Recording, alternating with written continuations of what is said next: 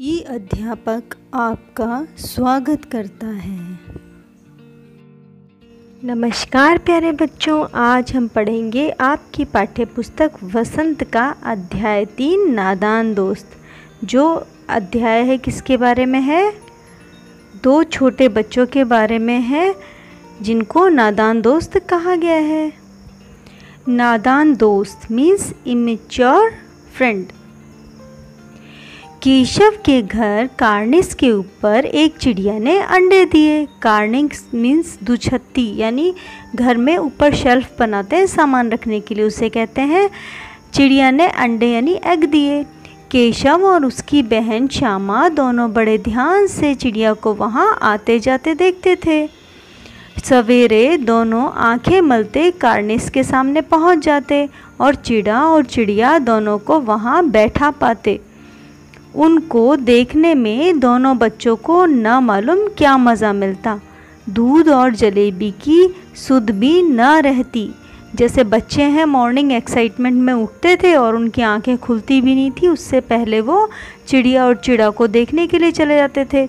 दूध जलेबी जो है वो बच्चों को बहुत प्यारी होती है, लेकिन वो उसको भी ध्यान नहीं देते थे। दोनों के दिल में तरह तरह के सवाल उठते। अंडे कितने बड़े होंगे, किस रंग के होंगे, कितने होंगे, क्या खाते होंगे, उनमें से बच्चे किस तरह निकल आएंगे, बच्चों के पर कैसे निकलेंगे, घोंसला कैसा है। लेकिन इन बातों का जवाब देने वाला कोई नहीं। न अम्मा को घर के काम धंधों से फुर्सत थी, न बाबूजी को पढ़ने लिखने से। दोनों बच्चे आपस में ही सवाल जवाब करके दिल को तसल्ली दे दिया करते थे।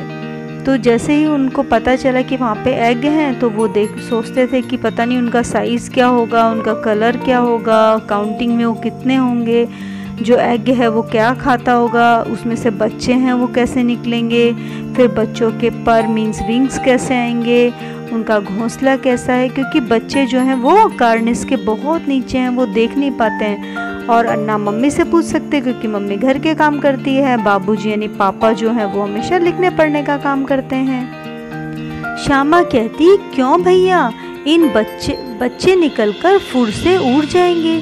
केशव विद्वानों जैसे गर्व से कहता, नहीं री पगली, पहले पर निकलेंगे, बगैर परों के बेचारे कैसे उड़ेंगे। श्यामा, बच्चों को क्या खिलाएगी बेचारी। केशव इस पेचीदा सवाल का जवाब कुछ भी न दे सकता था। इस तरह 3-4 दिन गुजर गए। दोनों बच्चों की जिज्ञासा दिन दिन बढ़ती जाती थी। जिज्ञासा मीन्स उनके मन में जो भी क्वेश्चंस आते थे उनका सॉल्यूशन उन्हें नहीं मिल पा रहा था। अंडों को देखने के लिए वे अधीर हो उठे, मीन्स उनको बहुत ज़्यादा मन करने लगा कि वो कैसे भी करके एग्स को देख पाएं। उन्होंने अनुमान लगाया कि अब ज़रूर बच्चे निकल आए होंगे। बच्चों के चारे का सवाल अब उनके सामने आ खड़ा हुआ। चारा मीन्स वो लोग क्या खाएंगे, फूड। चिड़िया बेचारी इतना दाना कहाँ पाएगी कि सारे बच्चों का पेट भरे। गरीब बच्चे भूख के मारे चूं चूं करके मर जाएंगे। इस मुसीबत का अंदाज़ा करके दोनों घबरा उठे, मीन्स बहुत ज़्यादा परेशान हो गए। दोनों ने फैसला किया कि कार्निस पर थोड़ा सा दाना रखा जाए, मीन्स उनको लिए खाना रखा जाए। श्यामा खुश होकर बोली, तब तो चिड़िया को चारे के लिए कहीं उड़कर जाना ना पड़ेगा, मीन्स फूड के लिए उसे कहीं और नहीं जाना पड़ेगा। केशव, नहीं, तब क्यों जाएगी। श्यामा, क्यों भैया, बच्चों को धूप न लगती होगी। धूप मीन्स सन रेज जो है वो आती होंगी। केशव का ध्यान इस तकलीफ की तरफ न गया था। बोला, जरूर तकलीफ हो रही होगी, बेचारे प्यास के मारे तड़पते होंगे, ऊपर से छाया भी कोई नहीं। छाया मीन्स शेडो, और प्यास के मारे तड़पना मीन्स बहुत पानी नहीं मिल रहा होगा उन्हें। आखिर यही फैसला हुआ कि घोंसले के ऊपर कपड़े की छत बना देनी चाहिए। पानी की प्याली और थोड़ा सा चावल रख देने का प्रस्ताव स्वीकृत हो गया। दोनों बच्चे बड़े चाव से काम करने लगे, मतलब बहुत इंटरेस्ट लेकर। श्यामा माँ की आंख से बचाकर मटके से चावल निकाल लाई। चावल मीन्स राइस। केशव ने पत्थर की प्याली को तेल चुपके से जमीन पर गिरा दिया और उसे खूब साफ करके उसमें पानी भरा। अब चांदनी के लिए कपड़ा कहाँ से आया है। चांदी मीन्स हम जब धूप होती है बहुत, उसको रोकने के लिए जो कपड़ा यूज़ करते हैं उसको कहते हैं। फिर ऊपर बगैर छड़ियों के कपड़ा ठहरेगा कैसे, और छड़ियाँ खड़ी कैसे होंगी, मीन्स स्टिक्स वो कैसे लगाएंगे। केशव बड़ी देर तक इसी उधेड़बुन में रहा। आखिरकार उसने यह मुश्किल भी हल कर दी। श्यामा से बोला, जाकर कूड़े फेंकने वाली टोकरी उठा लाओ, अम्मा जी को मत दिखाना।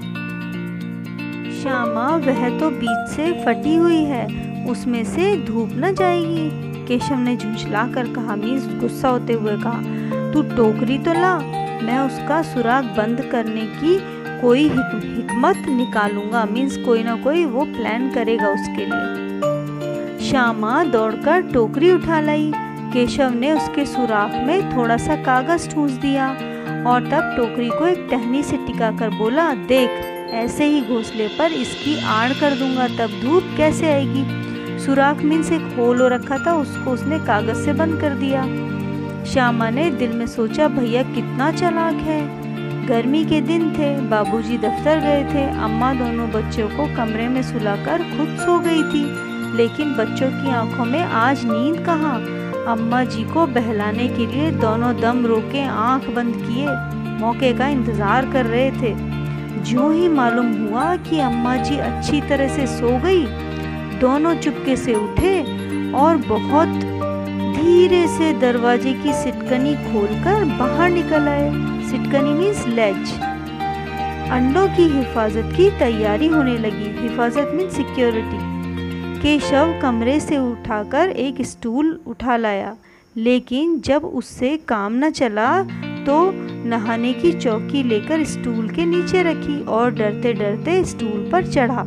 ये सब वो किस लिए कर रहे थे, क्योंकि वो ऊपर कार्निस पे जो एग्स थे उनको देखना चाहते थे। श्यामा दोनों हाथों से स्टूल पकड़े हुए थी। स्टूल चारों टांगे बराबर न होने के कारण जिस तरफ ज्यादा दबाव पाता था जरा सा हिल जाता। उस वक्त केशव को कितनी तकलीफ उठानी पड़ती, वह उसी का दिल जानता था।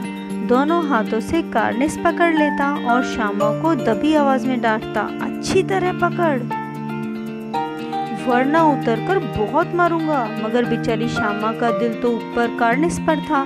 बार बार उसका ध्यान उधर चला जाता और हाथ ढीले पड़ जाते, मीन्स वो थोड़ा लूज कर देती थी। केशव ने जो ही कार्निस पर हाथ रखा, दोनों चिड़िया उड़ गई। केशव ने देखा कि कार्निस पर थोड़े तिनके बिछे हुए हैं और उन पर 3 अंडे पड़े हैं। जैसे घोंसला उसने पेड़ों पर देखा वैसा कोई घोंसला नहीं है। श्यामा ने नीचे से पूछा, कै बच्चे हैं भैया, यानी कितने बच्चे हैं भैया। केशव, 3 अंडे हैं, अभी बच्चे नहीं निकले। श्यामा, जरा हमें दिखा दो भैया कितने बड़े हैं। केशव, दिखा दूंगा, पहले जरा चिथड़े ले आ। चिथड़े मीन्स क्लोथ्स के पीस, नीचे बिछा दूं, बेचारे अंडे तिनकों पर पड़े हैं। श्यामा दौड़कर अपनी पुरानी धोती फाड़कर एक टुकड़ा ले आई। केशव ने झुककर कपड़ा ले लिया और कई तरह से तह करके मीन्स फोल्ड करके एक गद्दी बनाई, पिलो बनाया और उसे तिनकों के नीचे बिछाकर तीनों अंडे धीरे से उस पर रख दिए। श्यामा ने फिर कहा, हमको भी दिखा दो भैया। केशव, दिखा दूंगा, पहले जरा वह टोकरी तो दे दो, ऊपर छाया कर देता हूँ, यानी शेड कर देता हूँ। श्यामा ने टोकरी नीचे से थमा दी और बोली, अब तुम उतर आओ, मैं भी तो देख लूं।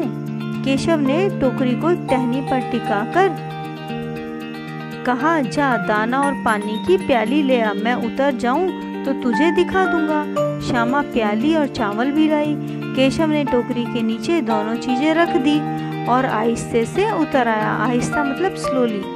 श्यामा ने गिड़गिड़ाकर कहा, अब हमको भी चढ़ा दो भैया। केशव, तू गिर पड़ेगी। श्यामा, ना गिरूंगी भैया, तुम नीचे से पकड़े रहना।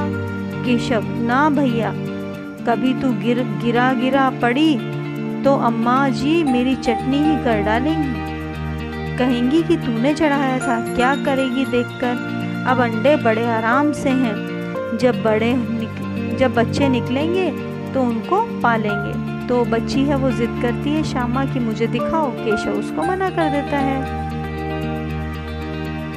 दोनों चिड़िया बार बार कार्निस पर आती थी और बगैर बैठे ही उड़ जाती थी।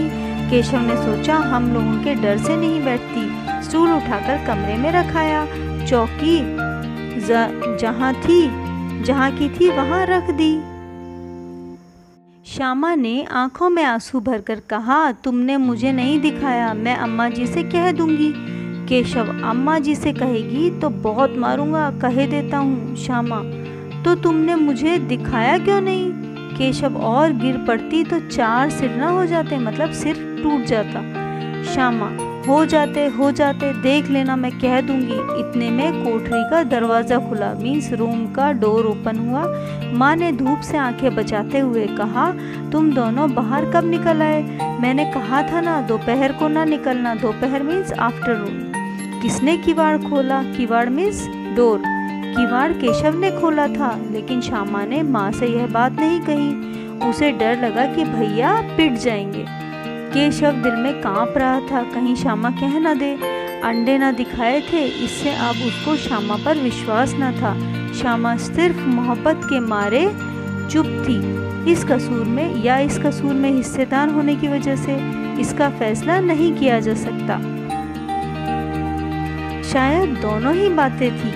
माँ ने दोनों को डांट डपट कर फिर कमरे में बंद कर दिया और आप धीरे धीरे उन्हें पंखा झलने लगी।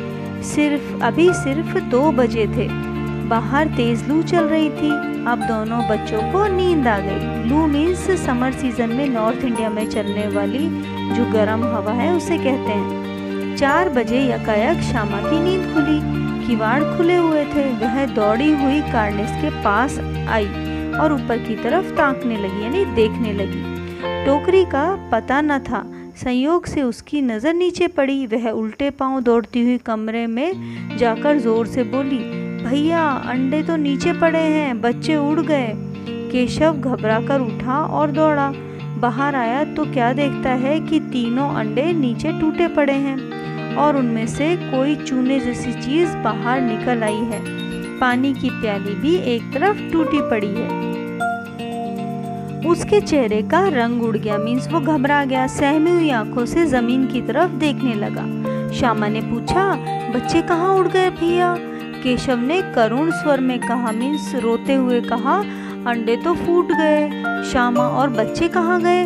केशव, तेरा सिर में देखती नहीं, अंडों से उजला उजला पानी निकल आया है। वही तो 2-4 दिन में बच्चे बन जाते। माँ ने सोटी हाथ में लिए हुए पूछा, तुम दोनों वहाँ धूप में क्या कर रहे हो? श्यामा ने कहा, अम्मी जी चिड़िया के अंडे टूटे पड़े हैं। माँ ने आकर टूटे हुए अंडों को देखा और गुस्से में बोली, तुम लोगों ने अंडों को छुआ होगा। अब तो श्यामा को भैया पर जरा भी तरस नहीं आया। उसी ने शायद अंडों को इस तरह रख दिया कि वह नीचे गिर पड़े। इसकी उसे सजा मिलनी चाहिए। बोली, इन्होंने अंडों को छेड़ा था अम्मा जी। माँ ने केशव से पूछा, क्यों रे? केशव भीगी बिल्ली बना खड़ा था। मीन्स जो श्यामा है उसको बहुत बुरा लगा कि अंडे फूट गए, तो वो बोल देती है कि केशव ने उनको टच किया था। और केशव जो है वो भीगी बिल्ली बना खड़ा था। ये एक मुहावरा है कि वो बहुत डर गया था। माँ, तू वहाँ पहुँचा कैसे? श्यामा, चौकी पर स्टूल रखकर चढ़े अम्मा जी। केशव, तू स्टूल थामे नहीं खड़ी थी? श्यामा, तुम्ही ने तो कहा था। माँ, तू इतना बड़ा हुआ, तुझे अभी इतना भी नहीं मालूम कि छूने से चिड़िया के अंडे गंदे हो जाते हैं। चिड़िया फिर उन्हें नहीं सेती, मीन्स उन्हें जो डेवलपमेंट है वो नहीं देती। श्यामा ने डरते डरते पूछा, तो क्या चिड़िया ने अंडे गिरा दिए अम्मा जी? माँ, और क्या करती? केशव के सिर पर इसका पाप पड़ेगा। हाय हाय, 3 जाने ले ली दुष्ट ने। केशव रोनी सूरत बनाकर बोला, मैंने तो सिर्फ अंडों को गद्दी पर रखा था अम्मा जी। माँ को हंसी आ गई, मगर केशव को कई दिन तक अपनी गलती पर अफसोस होता रहा। अंडों की हिफाजत करने में के जोश में उसने उनका सत्यानाश कर डाला। उसे याद कर वह कभी कभी रो पड़ता है। दोनों चिड़िया वहाँ फिर ना दिखाई दी। और ये इसके राइटर कौन है? प्रेमचंद है। तो इस तरह से 2 नादान दोस्त होते हैं, 2 बच्चे होते हैं छोटे, जो चिड़ियाओं को हिफाजत करना चाहते हैं, उनकी हेल्प करना चाहते हैं, लेकिन उन्हें पता नहीं होता और गलती से वो उन्हें मार देते हैं। इसी के साथ आपका अध्याय समाप्त होता है। नमस्कार। हमारे चैनल को सब्सक्राइब करना ना भूलें।